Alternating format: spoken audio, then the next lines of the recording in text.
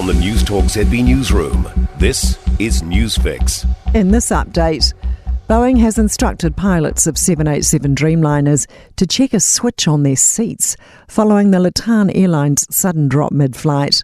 Paramedics treated 50 people for injuries following the flight from Sydney to Auckland. The Wall Street Journal's reporting a flight attendant accidentally hit a switch on the pilot's seat, which pushed the pilot into the controls, forcing the plane's nose down. Boeing's asked pilots to perform an inspection of the switches on flight deck seats at the next maintenance opportunity. Former US Vice President Mike Pence says he can no longer in good conscience endorse Donald Trump.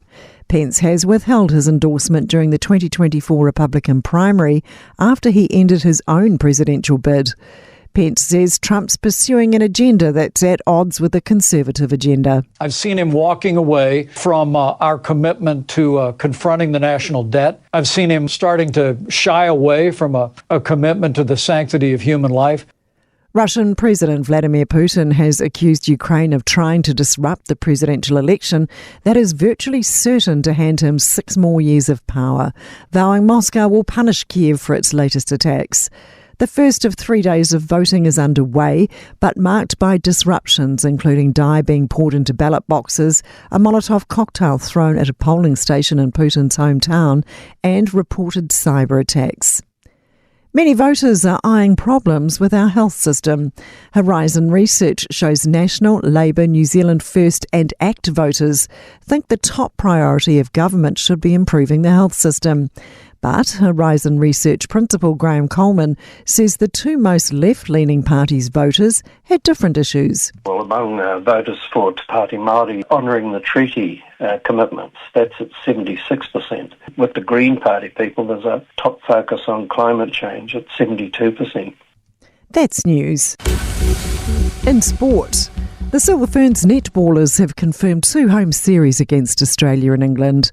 New Zealand will host England in the Tiny Jamison Trophy series in late September, early October.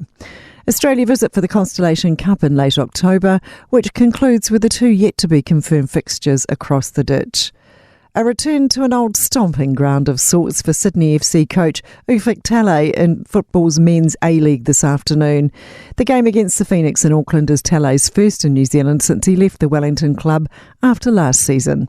Talay says he's happy to be back. Yeah, quite excited. Disappointed that it's not Wellington. It would have been nice to go back to Wellington and see some familiar faces, but look, another great opportunity to come back to Auckland and play at Eden Park. I thought whilst I was there we had some really good results for Wellington Phoenix, but hopefully it can be for Sydney FC this time.